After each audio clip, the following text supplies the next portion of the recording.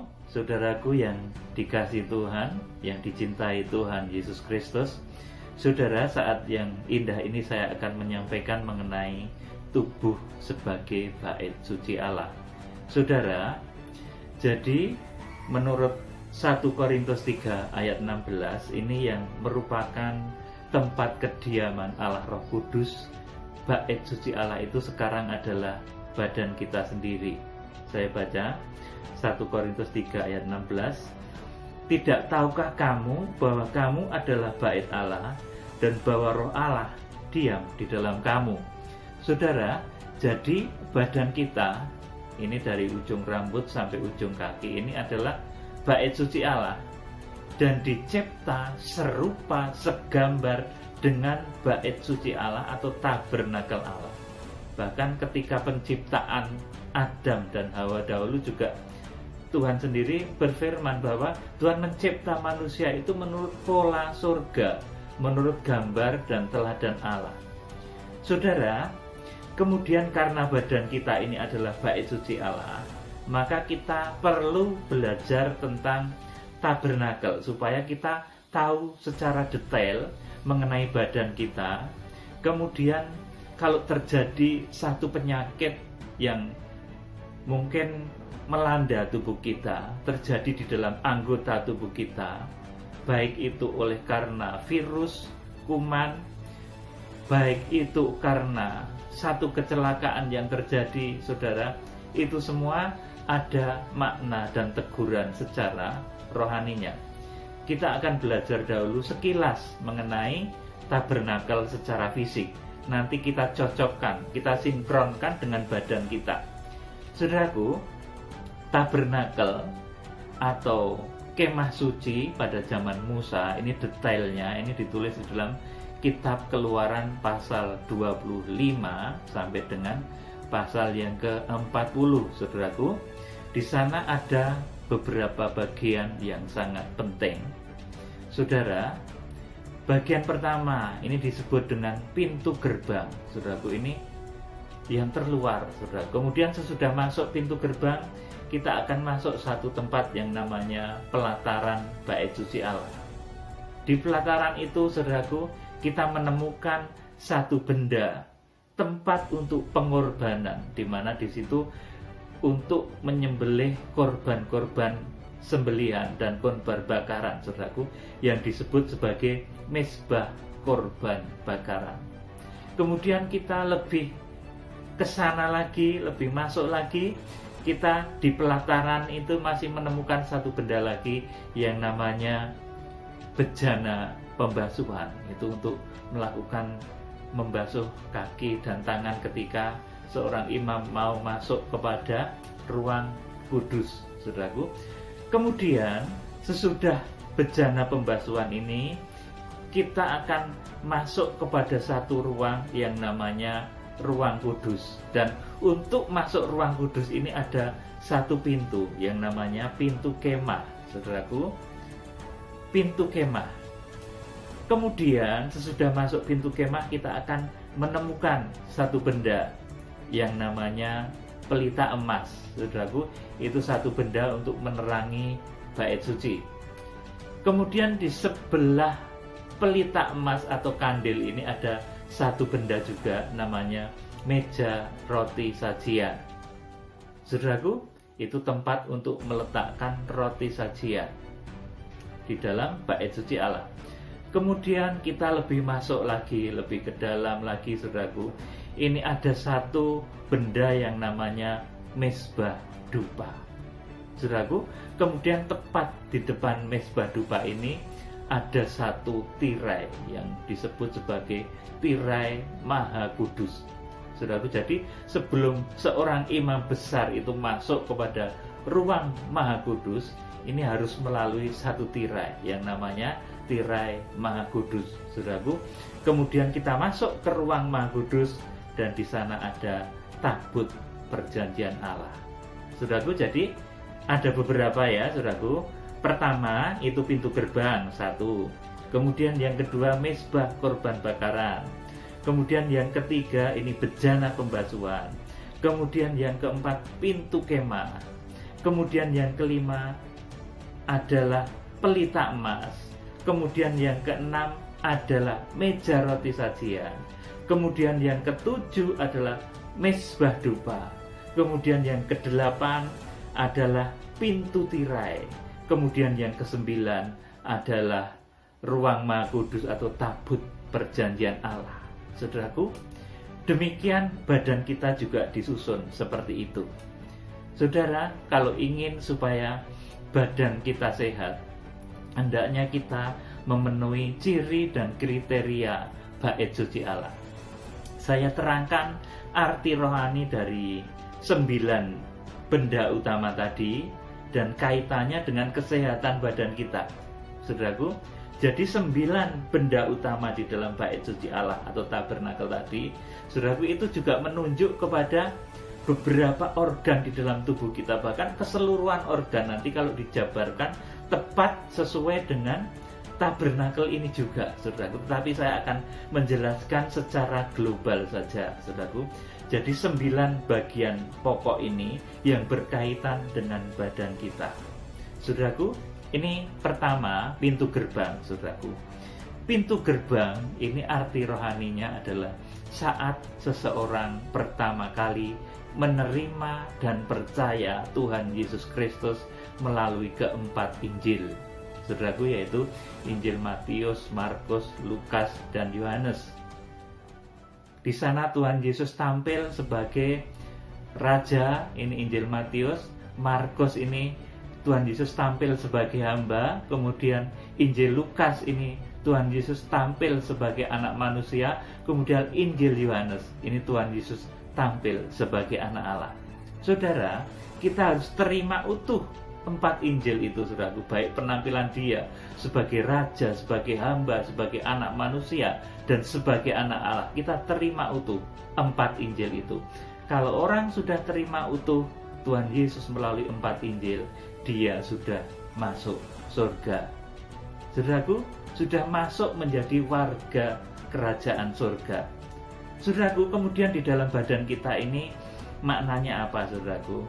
Pintu gerbang ini kalau di dalam badan kita ini terkena pada kaki bagian paling bawah, saudaraku. Jadi telapak kaki, daerah sekitar telapak kaki, saudara.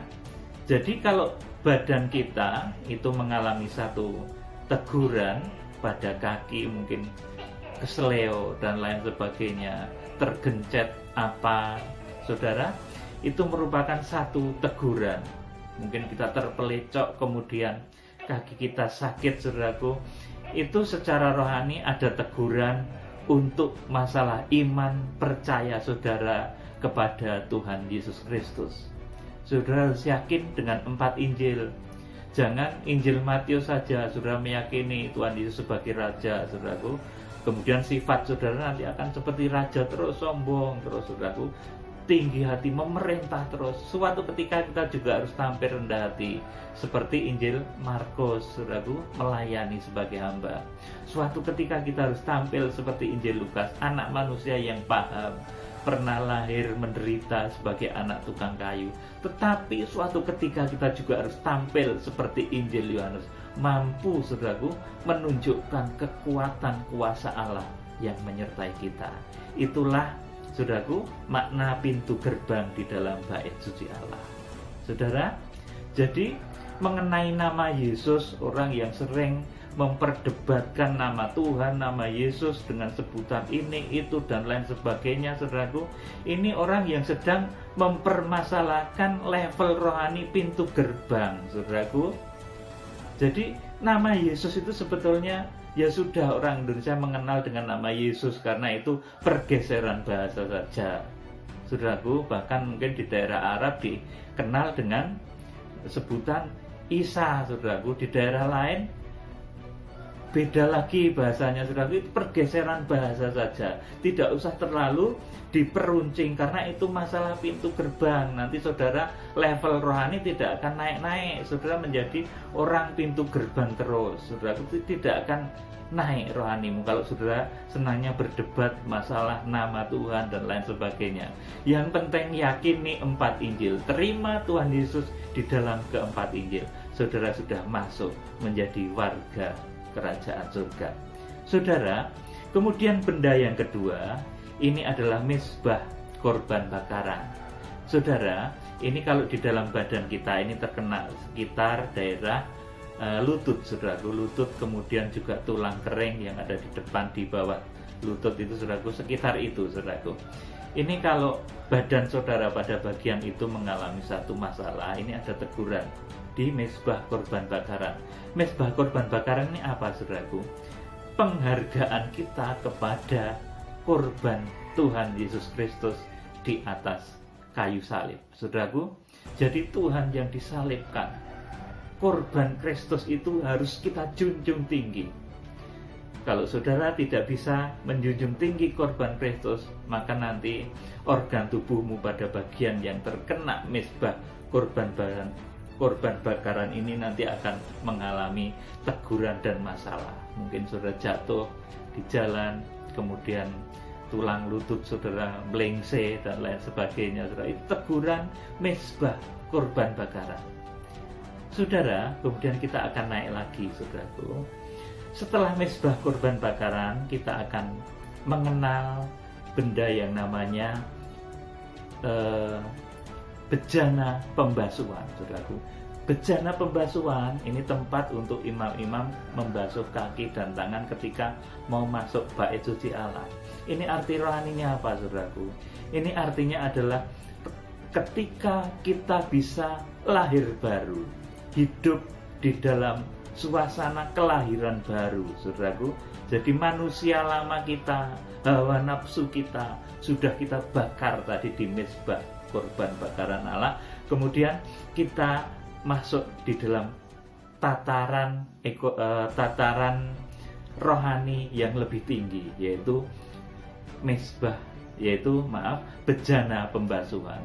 Saudaraku, bejana pembasuhan ini di dalam diri kita ini terkena pada daerah sekitar paha. Jadi kalau paha kita mengalami satu masalah, kelumpuhan, saraf-saraf di situ lemah, saudara sulit berdiri, sulit menggerakkan kaki, saraf-saraf di pahamu mengalami satu masalah yang berat sehingga saudara tidak bisa berjalan, tidak bisa bangkit, saudaraku.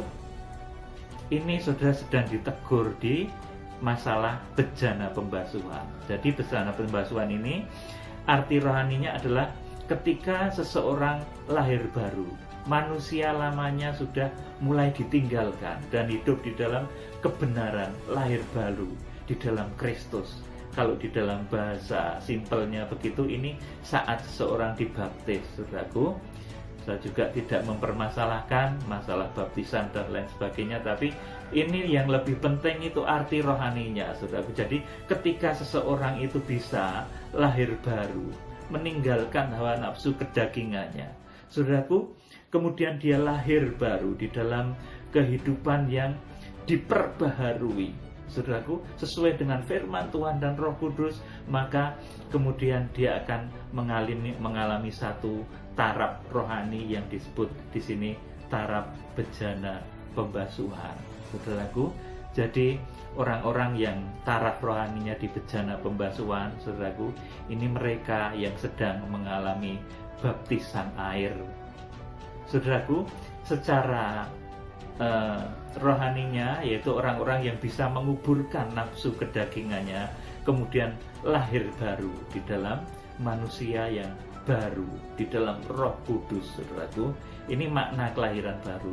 Kalau saudara ditegur dalam masalah ini, dalam masalah baptisan, saudara gagal menguburkan hawa nafsu dan kedagingan saudara, maka yang terjadi adalah saudara akan ditegur pada organ yang berkaitan dengan paha saudara. Wah, saudara mungkin akan mengalami satu penyakit, ada bisul besar di sana, mungkin saudaraku. sudah jatuh dari motor mungkin di sana, kemudian retak dan lain sebagainya, itu teguran di bejana pembasuhan. Saudaraku, jadi ini sekilasnya. Kemudian sesudah bejana pembasuhan kita akan masuk satu ruang yang namanya ruang kudus, saudaraku. Sebelum masuk di ruang kudus kita melalui satu pintu yang namanya pintu kemah, saudaraku. Pintu kemah ini arti rohaninya adalah saat seseorang dipenuhi oleh kuasa dan karunia Roh Kudus, saat seseorang dibaptis oleh baptisan api Roh Kudus. Kalau bejana pembasuhan tadi baptisan air ya saudaraku, baptisan lahiriahnya. Tetapi di pintu kemah ini saudara akan dipenuhi dengan api Roh Kudus saat seseorang pertama kali dibaptis, dipenuhi oleh Roh Kudus. Saudara, pintu kemah ini di dalam tubuh manusia ini terkena kepada bagian alat reproduksi, saudara. Jadi kalau laki-laki ya bagian testis, alat reproduksi lain sebagainya, saudaraku, yang berkaitan dengan alat-alat reproduksi. Kalau wanita ya ovarium dan lain sebagainya. Jadi kalau ada penyakit yang bertengger di sana, menyusup di sana, saudaraku, di testis saudara, di ovarium saudara, di serviks saudaraku, ada satu penyakit di sana, itu artinya ada satu kesalahan, teguran. Saudara harus dipenuhi Roh Kudus. Saudara belum dipenuhi Roh Kudus dengan benar, bahkan mungkin saudara dimasuki oleh roh-roh dan kuasa yang lain, saudara, sehingga nanti itu secara makrifat akan menggerakkan timbulnya penyakit-penyakit pada organ-organ saudaraku yang berkaitan dengan alat-alat reproduksi, saudara. Saudaraku yang dikasih Tuhan, itulah makna dan arti dari pintu kemah. Saudara, kalau di badan kita, pintu kemah ini adalah organ reproduksi. Saudaraku, jadi kalau saudara ingin mengalami jamahan, kesembuhan dari kanker serviks, dari kanker testis dan lain sebagainya, saudara harus dipenuhi Roh Kudus dengan benar, saudaraku. Jangan dipenuhi dengan roh yang lain, itu nanti kankernya semakin besar nanti.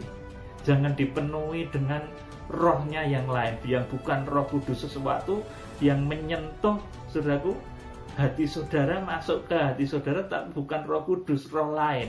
Itu nanti membuat penyakitmu semakin merajalela, saudaraku. Ini arti dari pintu kemah bait suci Allah.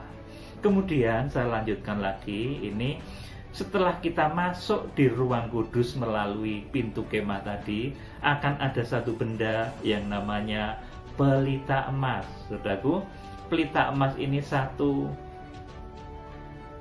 benda, satu pelita untuk menerangi bait suci Allah, saudaraku. Ini di dalam badan manusia terkena kepada ginjal, kemudian juga pankreas, saudaraku. Jadi kalau seseorang mengalami satu penyakit yang berkenaan dengan ginjal, aliran darah yang berada di sekitar ginjal, saudaraku, kemudian juga pankreas, saudaraku, ini seseorang sedang mengalami teguran di dalam hal pintu kemah. Dia maaf saya salah sebut, dia sedang mengalami teguran di dalam hal pelita emas. Kepelitaannya padam, saudaraku. Dia sudah pernah dipenuhi oleh Roh Kudus, tapi kepelitaannya padam, saudaraku. Sehingga, saudaraku, ada teguran sakit ginjal, batu ginjal, kanker di daerah ginjal, dan lain sebagainya, saudaraku. Ini teguran kepada orang-orang yang salah urapan, saudaraku. Jadi dia pernah diurapi oleh Roh Kudus, pernah penuh Roh Kudus, tapi suatu ketika dia malah dimasuki roh lain, saudaraku. Ada sesuatu yang lain yang tidak beres, saudaraku. Dia jatuh di kepelitaannya, saudaraku. Jadi orang yang jatuh di dalam kepelitaan atau sedang ditegur di dalam kepelitaannya, dia harus belajar memiliki karunia-karunia Roh Kudus. Ada karunia hikmat, karunia kesembuhan, karunia banyak saudaraku ditulis dalam Alkitab, saudaraku, karunia-karunia Roh Kudus, saudaraku, ini ada di pelita emas ini, saudaraku. Nah, kalau seseorang ini tergelincir, saudaraku, dia tidak memiliki karunia Roh Kudus, tapi justru disalahgunakan, misalkan untuk menjadi dukun, saudaraku, tetapi orang Kristen, tetapi kemampuannya dipakai untuk jadi dukun dan lain sebagainya, saudaraku, itu nanti yang kena tegur adalah ginjalnya, saudaraku. Jadi orang yang terlibat okultisme macam-macam, saudaraku, kemudian hal-hal yang tidak baik, adanya roh-roh lain yang masuk, yang diizinkan masuk, saudaraku, terlalu percaya dengan mistik dunia gaib yang bukan dari kuasa Roh Kudus, saudaraku, saudara nanti akan kena tegur pada bagian pelita emas ini. Ginjal saudara akan bermasalah, saudaraku. Jadi ini teguran di pelita emas. Kemudian di samping pelita emas ini, di bait suci ada satu benda yang namanya meja roti sajian, saudaraku. Meja roti sajian ini kalau di dalam badan kita ini terkena kepada alat-alat pencernaan, mulai dari mulut, kemudian juga, saudaraku, di sini ada lambung, kemudian ada usus, saudaraku. Alat-alat pencernaan di dalam tubuh kita ini secara globalnya ini terkena kepada meja roti sajian. Di sanalah, saudaraku, tempat untuk mengolah makanan yang masuk dari mulut, saudaraku. Ini secara rohaninya apa, saudaraku? Kalau seseorang itu dia memiliki kebiasaan makan makanan rohani yang benar, firman Tuhan yang murni, saudaraku, firman Tuhan yang tanpa campuran, yang betul-betul benar, merupakan kebenaran dari Tuhan, maka lambungnya, pencernaannya akan terpelihara dari berbagai macam penyakit. Ada kanker di sana, mungkin kanker usus, kanker lambung, ada emah dan lain sebagainya, saudaraku. Itu teguran di meja roti sajian.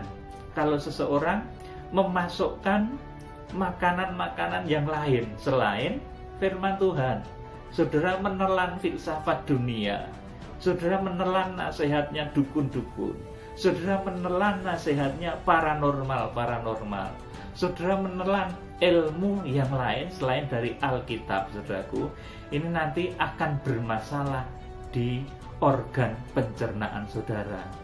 Saudara akan mengalami teguran, mungkin gangguan emah, gastritis, saudaraku, kemudian kanker di daerah usus dan lain sebagainya. Itu kalau seseorang, saudaraku, tidak memakan makanan rohani yang benar, saudaraku. Dia memasukkan satu makanan rohani yang keliru.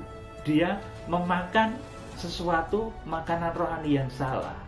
Filsafat dunia, ilmu-ilmu dari perdukunan, kemudian ilmu-ilmu dari yang lain, saudara, ilmu-ilmu dari iblis, maksudnya bukan ilmu pengetahuan. Kalau ilmu pengetahuan bagus, ya saudaraku, itu merupakan satu kebenaran juga, tetapi yang tidak diperbolehkan di sini adalah makanan-makanan yang datang dari sesuatu yang bukan Tuhan, dari sihir, dari ilmu-ilmu gaib dunia lain, saudaraku. Itu saudara makan, saudara cerna, masukkan di dalam hati saudara, nanti itu akan efeknya menimbulkan penyakit di dalam badan saudara, terutama pada alat-alat pencernaan saudara. Ini teguran pada satu benda yang namanya meja roti sajian. Jadi meja roti sajian di dalam tabernakel ini, di dalam badan kita, adalah organ-organ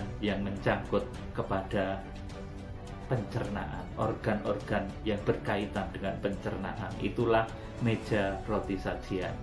Kemudian, saudara, kita akan naik lebih masuk lagi. Kita akan menemukan satu benda di dalam bait suci, itu namanya mezbah dupa, saudaraku. Di sana tempat untuk mempersembahkan bau-bauan kemenyan yang harum di hadirat Tuhan, saudaraku. Ini di dalam badan kita, mezbah dupa ini menunjuk kepada paru-paru, saudaraku. Jadi kalau seseorang terkena teguran, di paru-parunya, maka ada hal yang dia harus diperbaiki.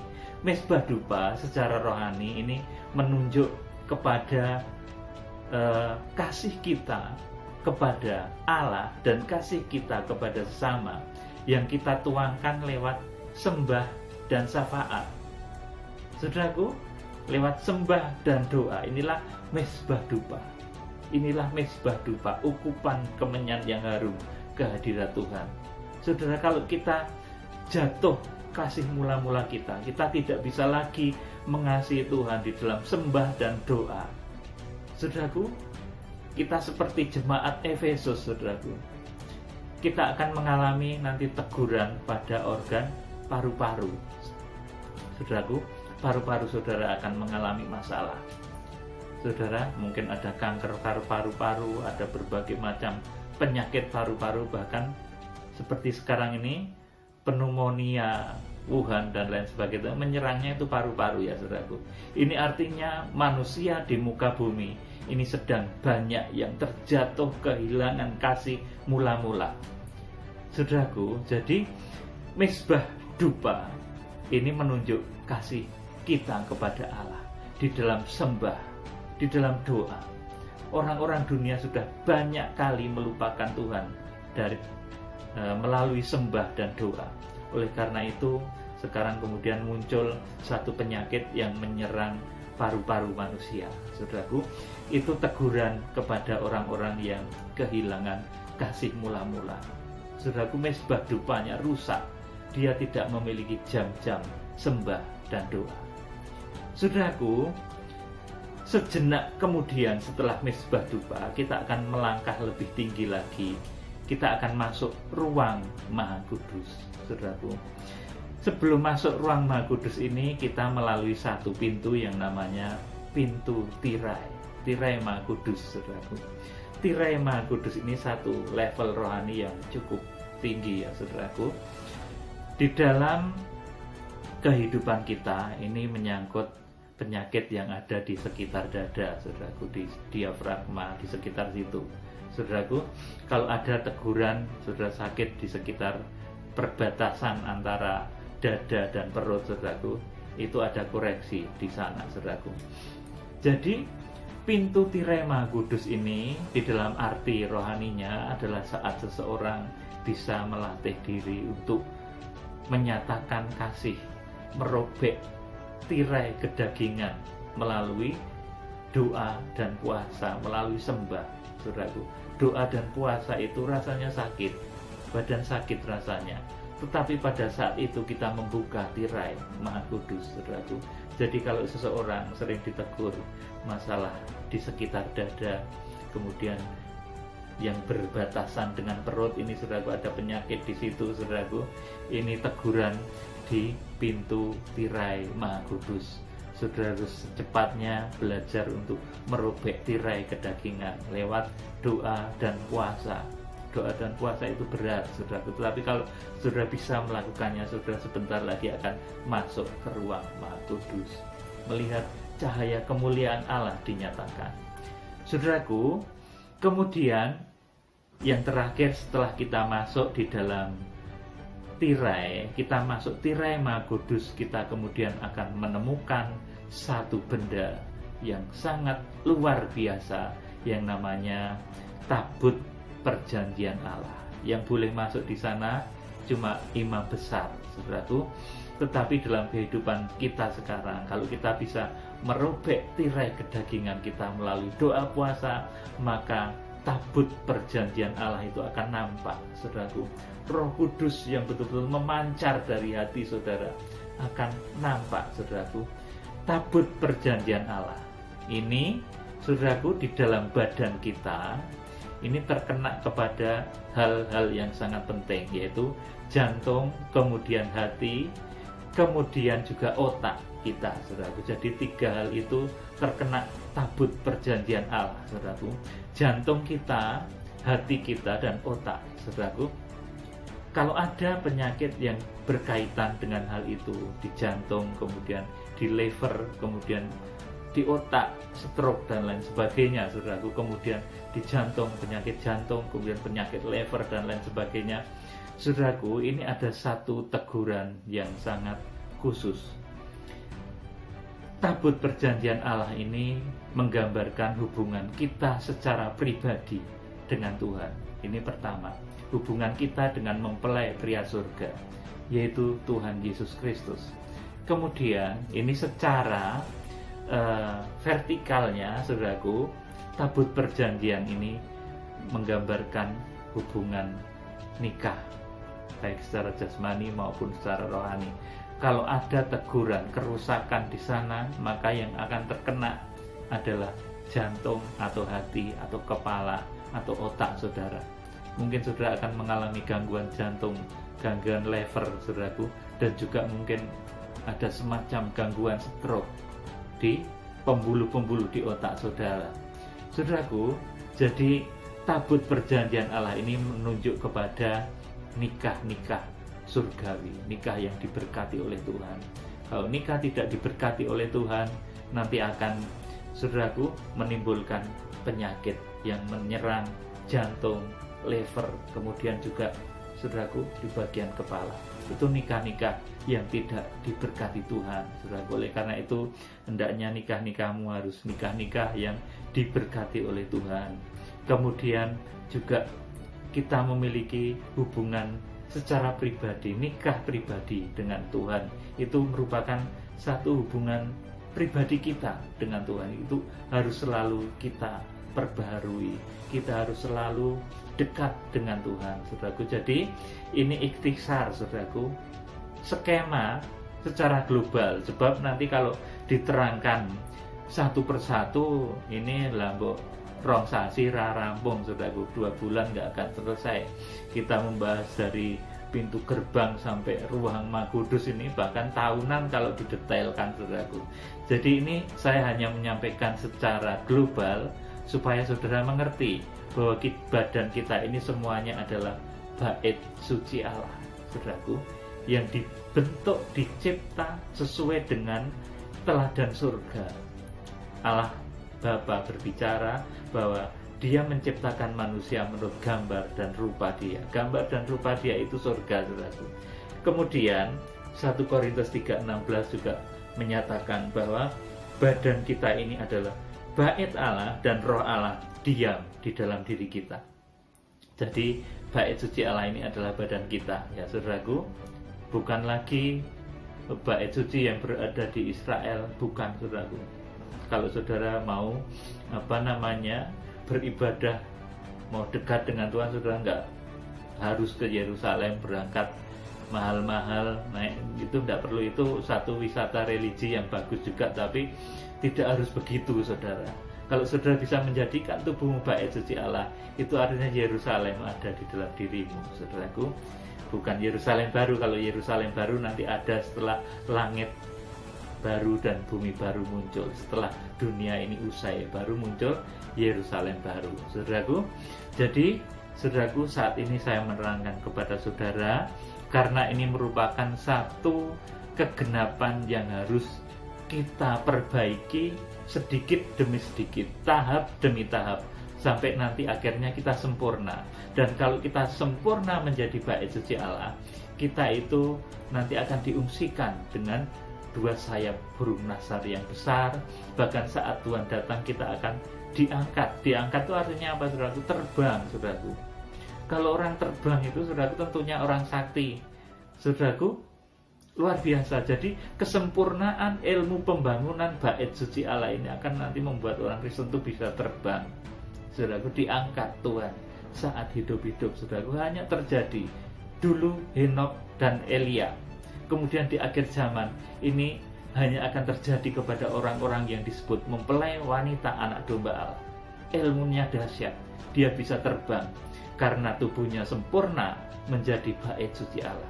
Kita sedikit demi sedikit, dari pintu gerbang, kemudian mezbah korban bakaran, bejana pembasuhan, masuk pintu kemah, kemudian kita masuk ke dalamnya. Di sana ada meja roti, ada pelita emas, kemudian ada mezbah dupa, kemudian kita masuk, merobek tirai kedagingan kita, masuk ruang Maha Kudus, kita mengalami satu kesempurnaan. Kemudian Tuhan datang, kita diterbangkan, saudaraku. Jadi puncak dari manajemen tubuh sebagai bait suci Allah ini adalah kita terbang, saudara. Kita bisa meringankan tubuh, terbang, saudaraku, pada saat Tuhan datang nanti.